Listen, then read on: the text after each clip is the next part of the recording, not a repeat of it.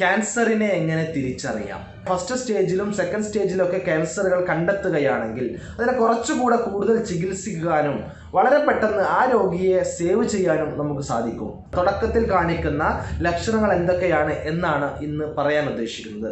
ഇത്തരത്തിലുള്ള ഈ പറഞ്ഞ 10 ലക്ഷണങ്ങളിൽ ഏതെങ്കിലും ലക്ഷണങ്ങൾ ഉണ്ടോ, അത് ഇനി ക്യാൻസർ ആണോ അല്ലയോ എന്ന് നിർബന്ധമായും നമ്മൾ കൺഫേം ചെയ്യണം. ക്യാൻസറിനെ എങ്ങനെ തിരിച്ചറിയാം?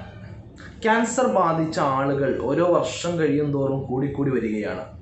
ഒരു വർഷത്തിൽ ഏകദേശം 1,40,00,000 ആളുകൾക്ക് ക്യാൻസർ ബാധിക്കുകയും അതിൽ 50% ആളുകൾ അഥവാ 70 ലക്ഷത്തോളം ആളുകൾ ക്യാൻസർ ബാധിച്ച് മരിക്കുകയും ചെയ്യുന്നുണ്ട്.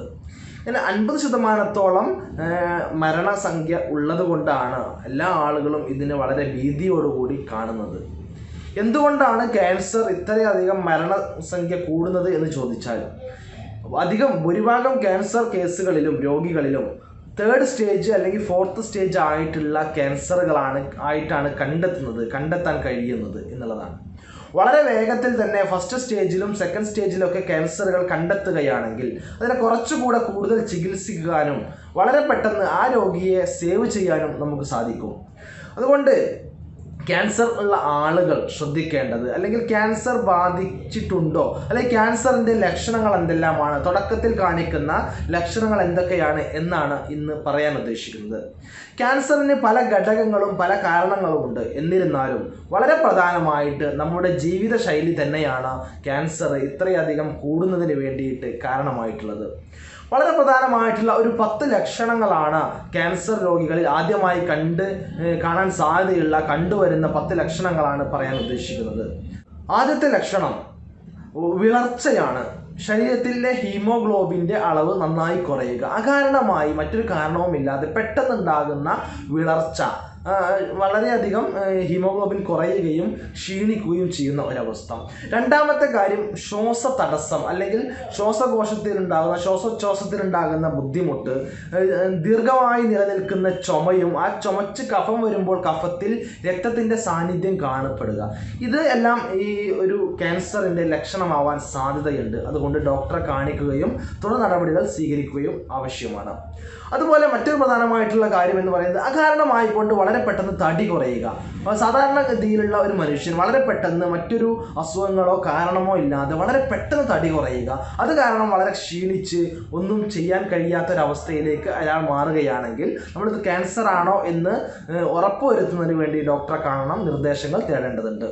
മറ്റൊരു പ്രധാനപ്പെട്ട കാര്യം മൂത്രമൊഴിക്കുമ്പോൾ മൂത്രത്തിൽ രക്തങ്ങൾ ഉണ്ടാവുക, രക്തത്തിൻ്റെ പാടുകൾ മൂത്രത്തിൽ കാണപ്പെടുക എന്നുള്ളത്. അല്ലെങ്കിൽ മൂത്രമൊഴിക്കുമ്പോൾ കൃത്യമായി മൂത്രമൊഴിക്കാൻ കഴിയാതെ മൂത്ര തടസ്സമോ അല്ലെങ്കിൽ മൂത്രം ഉറ്റി വീഴുന്ന അവസ്ഥയോ ഉണ്ടാകുന്നതും അത് സംബന്ധമായിട്ടുള്ള ക്യാൻസർ ഉണ്ടാവാൻ സാധ്യതയുള്ള ഒരു ലക്ഷണങ്ങളിൽ ഒന്നാണ്. അതുപോലെ തന്നെ സ്തനാർബുദം, ബ്രസ്റ്റ് ക്യാൻസർ എന്ന് പറയുന്നത്, അതിലുണ്ടാകുന്നതാണ് സ്തനങ്ങളിൽ ഉണ്ടാകുന്ന മുഴകൾ.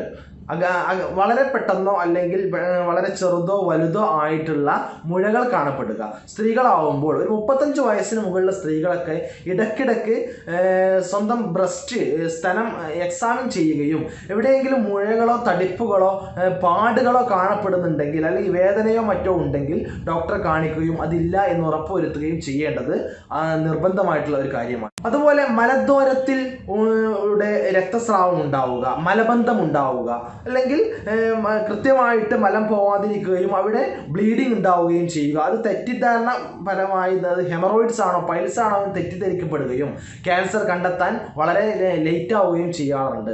അതുപോലെ തന്നെ മറ്റൊരു പ്രധാനമായിട്ടുള്ള കാര്യമാണ് പ്രോസ്റ്റേറ്റിൽ ഉണ്ടാകുന്ന മുഴകൾ. പ്രോസ്റ്റേറ്റ് ഗ്രന്ഥി, പുരുഷന്മാരുണ്ടാകുന്ന പ്രോസ്റ്റേറ്റ് ഗ്രന്ഥിയിൽ മുഴകൾ ഉണ്ടാവുക, അത് കാരണം മലബന്ധം ഉണ്ടാവാം, അല്ലെങ്കിൽ മൂത്ര തടസ്സം ഉണ്ടാവാം. അത്തരത്തിലുള്ള ക്യാൻസറുകളും ഉണ്ടാവാൻ സാധ്യതയുണ്ട്. മറ്റൊന്നാണ് ആർത്തവ വിരാമമുള്ള സ്ത്രീകൾക്ക്, അഥവാ ആർത്തവം നിലച്ചു പോയ സ്ത്രീകളിൽ വീണ്ടും ആർത്തവം വരിക. അപ്പോൾ അത് വീണ്ടും ആർത്തവം തന്നെയാണ് വരുന്നത് എന്ന് തെറ്റിദ്ധരിക്കാതെ അത്തരം ഉണ്ടാകുന്ന ബ്ലീഡിങ്ങുകൾ കൺഫേം ചെയ്യുന്നതിന് വേണ്ടി ഡോക്ടറെ കാണിക്കുകയും എന്തെങ്കിലും യൂട്രസ് സംബന്ധമായിട്ടുള്ള ക്യാൻസറുകളോ മറ്റോ സെർവിക്കൽ ക്യാൻസറുകളോ ഉണ്ടോ ഇല്ലയോ എന്ന് കൺഫേം ചെയ്യുകയും അത്യാവശ്യമാണ്. മറ്റൊന്ന് ശരീരത്തിൽ തൊലിയിൽ കാണപ്പെടുന്ന മറുകുകൾ, അഥവാ കാക്കപ്പുള്ളികൾ എന്നൊക്കെ പറയുന്നത് സാധാരണമായി കൊണ്ട് വലിപ്പം കൂടിക്കൂടി വരിക, സാധാരണ ഉള്ള വലിപ്പത്തിലധികമായി വലിപ്പം കൂടിക്കൂടി വരിക, അതിൽ പ്രത്യേകതമായി എന്തെങ്കിലും കാണുക, അങ്ങനെയൊക്കെയാണെങ്കിൽ ഉടനെ ഡോക്ടറെ കാണുകയും അതിൽ എന്തെങ്കിലും ക്യാൻസർ സാധ്യതയുണ്ടോ എന്ന് കണ്ടെത്തുകയും ചെയ്യുക, ഉണ്ടെങ്കിൽ അതിന് ഉടനെ തന്നെ ചികിത്സിക്കുക. മറ്റൊരു പ്രധാനപ്പെട്ട കാരണമാണ് നമ്മുടെ വായ്ക്കകത്ത് മൗത്തിൽ അകാരണമായിട്ടുള്ള മറ്റെന്തെങ്കിലും ചെറിയ ചെറിയ പാടുകൾ ഉണ്ടാവുക, അല്ലെങ്കിൽ മാറാതെ നിൽക്കുന്ന 3 ആഴ്ചയോ 4 ആഴ്ചയോ മാറാതെ നിൽക്കുന്ന ചെറിയ ചെറിയ മുറിവുകൾ ഉണ്ടാവുക, കളർ മാറ്റം ഉണ്ടാവുക, വായ്ക്കകത്തോ തൊണ്ടയിലൊക്കെ കളർ മാറ്റം ഉണ്ടാവുക, അല്ലെങ്കിൽ തൊണ്ടവേദന ഉണ്ടാവുക, അല്ലെങ്കിൽ തൊണ്ടയിൽ നിന്ന് ശബ്ദത്തിനുള്ള ഇടർച്ച അല്ലെങ്കിൽ ശബ്ദം വളരെ മാറി മാറി വരിക, ഇതെല്ലാം വായു സംബന്ധമായ ക്യാൻസറുകളുടെ ഒരു ലക്ഷണമായെന്ന് വരാം. അതെല്ലാം ഡോക്ടറെ കാണുകയും ഉറപ്പുവരുത്തുകയും ഇത്തരത്തിലുള്ള ഈ പറഞ്ഞ 10 ലക്ഷണങ്ങളിൽ ഏതെങ്കിലും ലക്ഷണങ്ങൾ ഉണ്ടോ, അത് ഇനി ക്യാൻസർ ആണോ അല്ലയോ എന്ന് നിർബന്ധമായും നമ്മൾ കൺഫേം ചെയ്യണം. ഡോക്ടറെ കാണണം, ഡോക്ടറെ കണ്ട് തന്നെ കൺഫേം ചെയ്യുക. എന്നിട്ട് ഇത് ആവശ്യമാണെങ്കിൽ അതിന് കൃത്യമായിട്ടുള്ള ചികിത്സയും എടുക്കുകയാണെങ്കിൽ ക്യാൻസർ അതിൻ്റെ 3rd സ്റ്റേജിലേക്കും 4th സ്റ്റേജിലേക്കും പോകാതെ നമുക്ക് അതിൻ്റെ 1st സ്റ്റേജിലോ 2nd സ്റ്റേജിലോ തന്നെ അതിനെ പിടിച്ചു നിർത്താനും കൃത്യമായിട്ട് ചികിത്സിച്ച് പൂർണ്ണമായിട്ട് ഭേദമാക്കാനും കഴിയും. അതിനുള്ള ചികിത്സാ രീതികൾ ഇന്ന് ഒരുപാട് നമ്മുടെ നാട്ടിൽ ലഭ്യമാണ്. റീജിയണൽ ക്യാൻസർ സെൻറ്റർ തിരുവനന്തപുരത്തുണ്ട്, അതുപോലെ ഹോമിയോപ്പതി ക്യാൻസർ സെൻറ്റർ മലപ്പുറം ജില്ലയിൽ വണ്ടൂർ ഉണ്ട്. അതുപോലെ അങ്ങനെ പലതരത്തിലുള്ള ക്യാൻസർ സംബന്ധമായ ചികിത്സകൾ ഇന്ന് ലോകത്ത് ലഭ്യമാണ്. ഈ വീഡിയോ ഉപകാരപ്രദമായി എന്ന് തോന്നുകയാണെങ്കിൽ ഇത് നിങ്ങളുടെ ബന്ധുക്കൾക്കും കൂട്ടുകാർക്കും മറ്റു എല്ലാ ആളുകൾക്കും ഷെയർ ചെയ്യുക. മറ്റൊരു വീഡിയോയുമായി നമുക്ക് വീണ്ടും കണ്ടുമുട്ടാം. നന്ദി, നമസ്കാരം.